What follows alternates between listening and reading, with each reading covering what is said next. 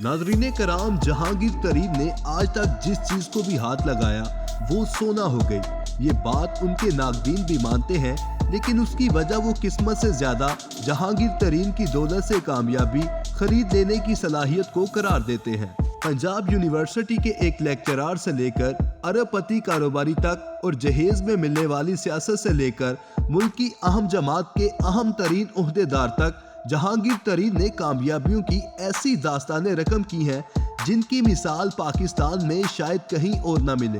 اس کے ساتھ ساتھ وہ ملک کی متنازع ترین سیاسی شخصیات کی فہرست میں بھی شامل ہیں۔ ان کے ناقدین میں خاندان والوں سے لے کر ان کی اپنی جماعت کے رہنما تک شامل ہیں، جو ان پر زمینوں اور عہدوں پر قابض ہونے کا الزام دھرتے ہیں۔ ویڈیو میں مزید آگے بڑھنے سے پہلے ناظرین کرام، آپ سے گزارش ہے کہ ہمارے D S digital T V کو سبسکرائب کر دیں۔ شکریہ۔ ناظرین کرام، جہانگیر ترین کے والد اللہ نواز ترین ایوب خان کے دور میں کراچی پولیس میں ڈی آئی جی کے عہدے پر تعینات تھے۔ کہنے والے کہتے ہیں اس عہدے تک رسائی میں ان کی قابلیت سے زیادہ فیلڈ مارشل ایوب خان سے ان کی رشتہ داری کا دخل رہا۔ ان کی آبائی زمینیں تربیلا کے مقام پر بننے والے ڈیم میں آ گئیں، جن کے بدلے انہیں جنوبی پنجاب کے شہر لودرا میں زرعی زمین الاٹ کی گئی۔ پولیس سے ریٹائرمنٹ کے بعد اللہ نواز نے ملتان میں رہائش اور لودرا میں کاشتکاری اختیار کر لی۔ جہانگیر ترین نے اپنی زندگی کے ابتدائی 20 برس اسی 2 کمروں کے مکان میں بسر کیے۔ جہانگیر ترین کو تعلیم کے لیے لاہور بھجوایا گیا، جہاں سے انہوں نے گریجویشن اور امریکہ کی نارتھ کیرولینا یونیورسٹی سے 1974 میں بزنس ایڈمنسٹریشن میں ماسٹرز کیا۔ جہانگیر ترین کے بقول دوران تعلیم ایک دن کے لیے بھی ان کے دل میں یہ خیال نہیں آیا کہ وہ امریکہ میں ہی مستقل رہائش اختیار کر لیں، اس لیے تعلیم مکمل کرتے ہی وہ وطن لوٹ آئے۔ ان کا پہلا عشق درس و تدریس ہے۔ وہ کہتے ہیں انہیں نوجوانوں کے ساتھ گفتگو کر کے ہمیشہ مزہ آتا ہے، اس لیے انہوں نے پنجاب یونیورسٹی میں لیکچرار کے طور پر ملازمت اختیار کر لی، لیکن والد کی مخالفت کے باعث وہ اپنا پہلا عشق چھوڑ کر بینک کی نوکری کرنے پر مجبور ہو گئے۔ ایک شام وہ دفتر سے باہر نکلے تو انہیں احساس ہوا کہ وہ خوش نہیں ہیں۔ ان کا دفتر لاہور کی ایک عمارت کے تہ خانے میں تھا۔ میں صبح اس تہ خانے میں داخل ہوتا اور شام ڈلنے کے بعد باہر نکلتا۔ ایک شام دفتر سے نکلتے میں نے سوچا، یہ بھی کوئی زندگی ہے کیا؟ اگلی صبح میں اس تہ خانے میں نہیں گیا۔ لاہور سے ملتان پہنچے اور والد کو خبر سنائی کہ وہ کاشتکاری کریں گے۔ والد جیسے سکتے میں آ گئے۔ کیوں پتر، لاہور میں کوئی جھگڑا ہو گیا ہے کیا؟ چند دن بعد لودرا میں والد صاحب کی زمین پر گزارتے ہی مجھے احساس ہو گیا کہ کاشتکاری میرے ڈی این اے میں ہے۔ میں نے سیاست کی، کاروبار کیا، دنیا دیکھی، یعنی ہر کام کیا، لیکن جو خوشی مجھے کاشتکاری کر کے ہوتی ہے وہ دنیا کے کسی کام میں نہیں ہوتی۔ میں سب کچھ چھوڑ سکتا ہوں، کاشتکاری نہیں چھوڑ سکتا۔ والد کی 400 ایکڑ زمین پر انہوں نے کاشتکاری شروع کی اور یہاں سے ان کی کامیابیوں کا نہ ختم ہونے والا سفر شروع ہوتا ہے۔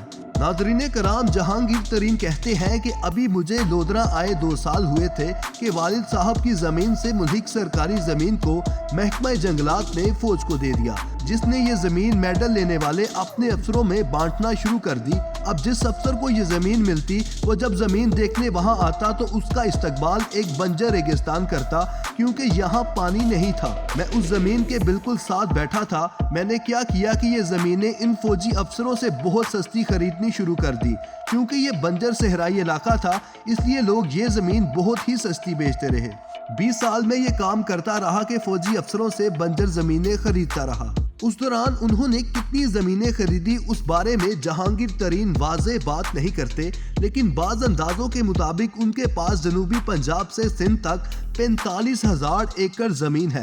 اس زمین کو ان کی ملکیت ثابت کرنا ممکن نہیں ہے، کیونکہ اس میں بیشتر زمین ان کے ملازمین اور رشتہ داروں کے نام پر خریدی گئی ہے۔ فوجیوں کی زمینوں سے فارغ ہونے کے بعد جہانگیر ترین مقامی زمینداروں کا رخ کیا اور انہیں ان کی زمین کے بدلے سالانہ اتنی رقم کی پیشکش کی جتنی وہ سال بھر محنت کر کے کماتے تھے۔ بیشتر لوگوں کو یہ پیشکش بھا گئی اور انہوں نے اپنی زمینیں ٹھیکے پر جہانگیر ترین کے حوالے کر دی۔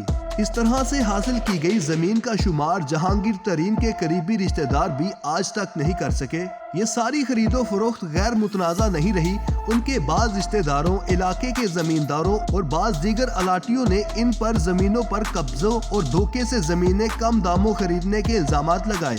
یہ ساری خرید و فروخت غیر متنازع نہیں رہی۔ ان کے بعض رشتہ داروں، علاقے کے زمینداروں اور بعض دیگر الاٹیوں نے ان پر زمینوں پر قبضوں اور دھوکے سے زمینیں کم داموں خریدنے کے الزامات لگائے۔ ان میں سے بہت سو پر تصفیے اور فیصلے ہو چکے ہیں اور کچھ مقدمات ابھی تک سول عدالتوں میں زیر سماعت ہیں۔ ناظرین کرام، زمینوں سے کمائی گئی رقم جہانگیر ترین نے مختلف صنعتوں اور کاروبار میں لگائی۔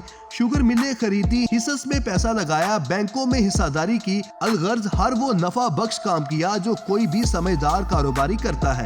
یوں وہ ملک کے بڑے زمیندار کے ساتھ ساتھ کامیاب کاروباری بھی بن گئے۔ اس زمینداری کو 4 چاند اس وقت لگے جب جہانگیر ترین کو وزیر اعلیٰ پنجاب شہباز شریف نے اپنی زرعی ٹاسک فورس کا سربراہ لگایا۔ ان کے ناقدین الزام لگاتے ہیں کہ اس دور میں پنجاب میں زمینوں سے زیادہ پیداوار لینے کے لیے غیر ملکی تنظیموں کے تعاون سے بہت سے تجربات ہوئے، ان میں سے بیشتر جہانگیر ترین کی زمینوں پر ہی کیے گئے۔ ناقدین اس عمل کو جہانگیر ترین کی زمینوں کی غیر معمولی پیداوار کی اہم وجہ قرار دیتے ہیں۔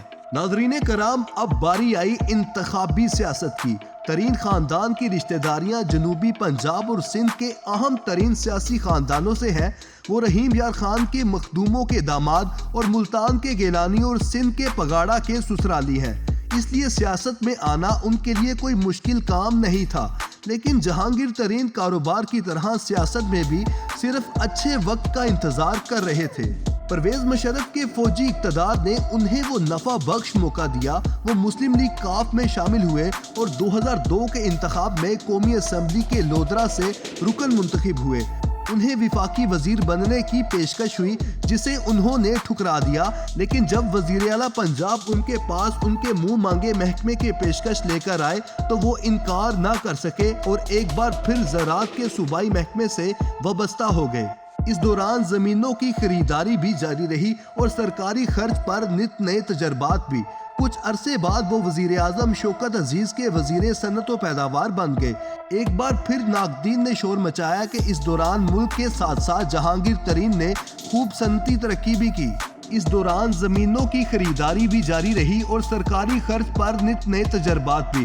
کچھ عرصے بعد وہ وزیر اعظم شوکت عزیز کے وزیر صنعت و پیداوار بن گئے۔ ایک بار پھر ناقدین نے شور مچایا کہ اس دوران ملک کے ساتھ ساتھ جہانگیر ترین نے بھی خوب صنعتی ترقی کی۔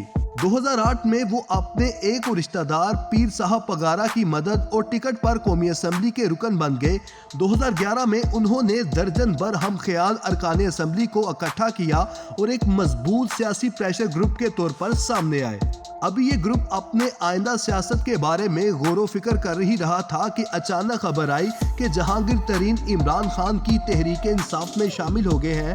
خود اس گروپ کے ارکان بھی حیران رہ گئے کہ کس طرح ان کی طاقت کو استعمال کر کے جہانگیر ترین نے ایک لمبی چھلانگ لگائی کہ خود یہ گروپ بھی دیکھتا ہی رہ گیا۔ پی ٹی آئی میں ان کی آمد اور پھر اہم ترین عہدے تک ترقی بھی آسان نہیں رہی۔ 2015 میں پی ٹی آئی میں پارٹی انتخابات کروانے والے پارٹی رہنما جسٹس وجیہ الدین احمد نے الزام لگایا کہ جہانگیر ترین نے دولت کے بل پر پارٹی انتخابات میں دھاندلی کی کوشش کی ہے۔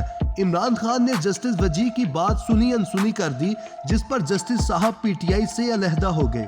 آج جہانگیر ترین بہت فخر سے کہتے ہیں کہ عمران خان ان کا مشورہ بہت غور سے سنتے ہیں۔ یہ بہت بڑی ذمہ داری ہے کیونکہ عمران خان اس ملک کا مستقبل اور آخری امید ہے۔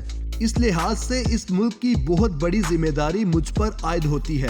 ناقدین کہتے ہیں کہ جہانگیر ترین کے مشورے سننے عمران خان کی ایک طرح کی مجبوری بھی ہے، کیونکہ وہ کسی بھی دن سب سے زیادہ وقت جہانگیر ترین کے ساتھ گزارتے ہیں۔ جلسوں اور اجلاسوں میں شرکت کے دوران اور ان کے لیے آتے جاتے بھی، چاہے یہ سفر بلٹ پروف گاڑیوں میں ہو، جہانگیر ترین کے ملکیتی نجی طیارے میں، لیکن اس تمام تر کاوشوں کے باوجود ایک بار پھر جہانگیر ترین سیاسی مشکلات کا شکار اس وقت ہوئے جب عدالت نے انہیں نااہل اور عمران خان کو اہل قرار دے کر ان کی سیاست ختم کر دی۔ یہ معاملہ تاحال جاری ہے اور جہانگیر ترین اور عمران خان کی راہیں اب جدا ہو چکی ہیں۔ عمران خان جو اب اپنے سیاسی منظرنامے کو صاف کرنے میں مصروف ہیں، जहां उन्हें इलेक्शन कमीशन ने तोशाखाना केस में नाअहल करने के बाद पार्टी चेयरमैन से भी हटाने का ऐलान कर रखा है। अब देखना ये होगा कि इमरान खान और जहांगीर तरीन का सियासी मुस्तकबिल क्या होगा। क्या जहांगीर तरीन एक बार फिर इमरान खान के साथ बैठेंगे या फिर एक नए अंदाज से सियासी कैरियर का आगाज करेंगे, ये तो आने वाला वक्त ही बताएगा।